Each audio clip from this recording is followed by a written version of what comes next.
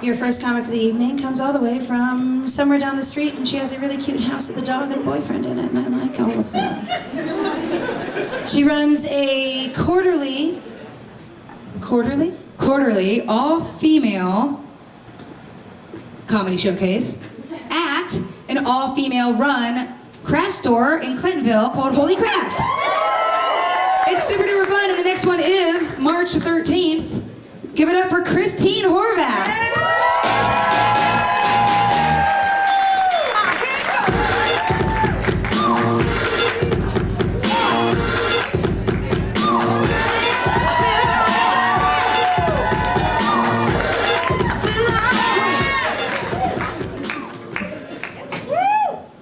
I'm giving shitty eyes to the guy who cut off the music. That's fine. We'll talk about it later. Not mad, I'm just disappointed. Hi!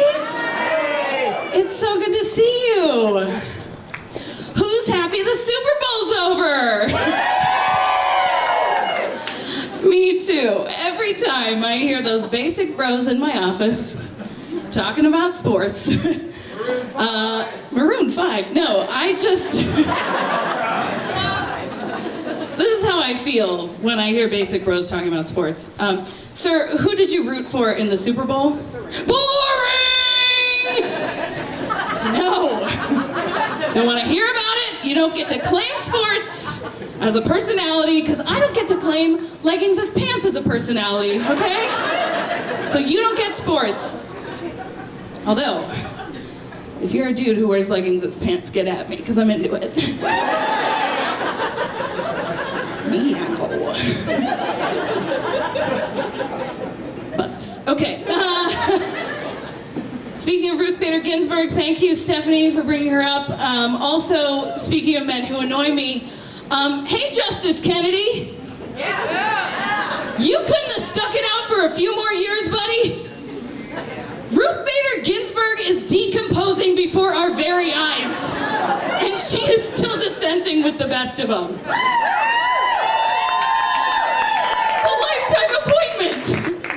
It's like the only thing that's holding her head to her body right now is the collar, okay?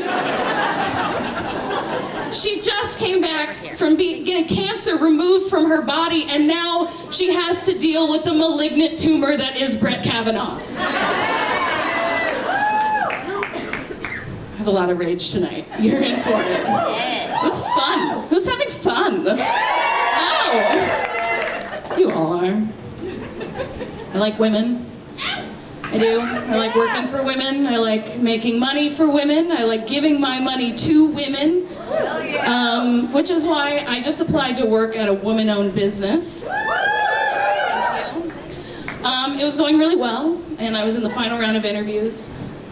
And then they stopped responding to my follow-up emails, telling me not only are we not hiring you, but we don't respect you as a woman or as a feminist.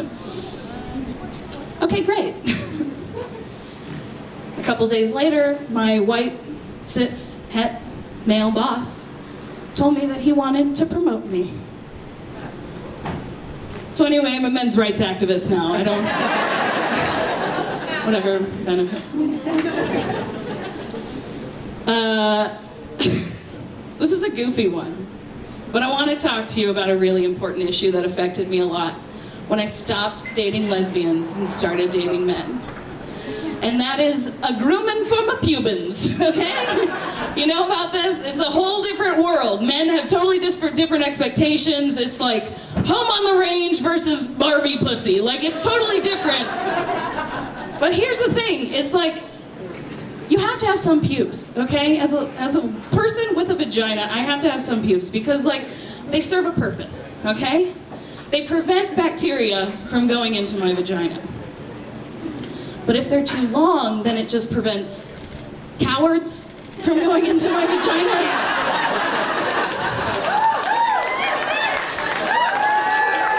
Just have to find a happy medium.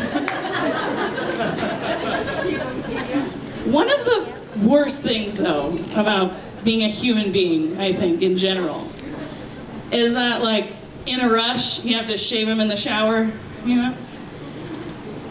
And depending on how long it's been since the last time you dated a lesbian or shaved, you have to rinse it out in the shower. Like,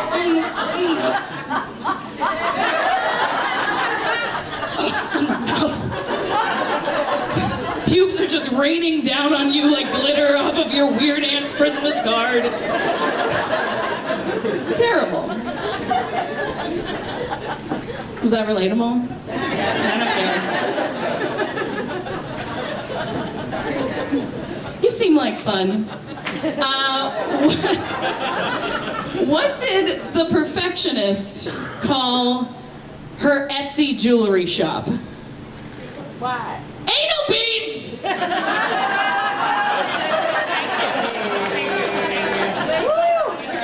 No, just for the next like 3 minutes. Really important announcement, everyone.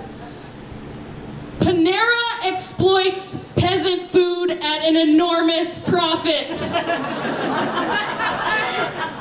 I'll say it again. Panera exploits peasant food at an enormous profit. Have you ever thought about the origins of Panera bread? It's like a little Scrooge McDuck is just invited over to the Cratchit's house for one meal. And he gets there, he sits down at the table, they put like sludge in front of him. He's like, ew. And then he tastes it and he's like, this is delicious. These people, although very poor, are happy, although they are eating bathwater for dinner. Imagine how middle America will feel about this. And now he's just bathing in money. And the Cratchits are sharing one bowl of broccoli cheddar. Little tiny Tim has multiple sclerosis, osteoporosis, tuberculosis, mononucleosis. He might not be around for next Christmas, but by God, if that one bowl of broccoli cheddar doesn't warm his dead, gangrenous limbs. Also, this is important. The people who own all of the Panera Breads in Ohio are Trump supporters! I know this. This is comedy meets activism meets shit talk because they're from my hometown. And just think about that the next time you buy a bread bowl, bitch, okay? Just think about it. It's gonna be hard, I know, it's okay. We'll get through it together. Whew. This is tiring. Let's bring it down a little. Bring it down. I don't know if you're in love. Anyone? Is anyone in love? And then like the other 3/4 of you are just like dead inside. I'm in love. My partner is selling penises in the back of the room tonight. Give it up. He's wearing leggings as pants. Yeah. Nailed it. Nailed partnering. But I knew that I loved him when he met my dog, which was really sweet. He like bent down next to her and he gave her like a little kiss and he was like, hi, I'm Griffin. And she was so happy and so sweet, you know, to him. And then after that I had a really big crush on him and I would just think about him a lot, especially during my alone time.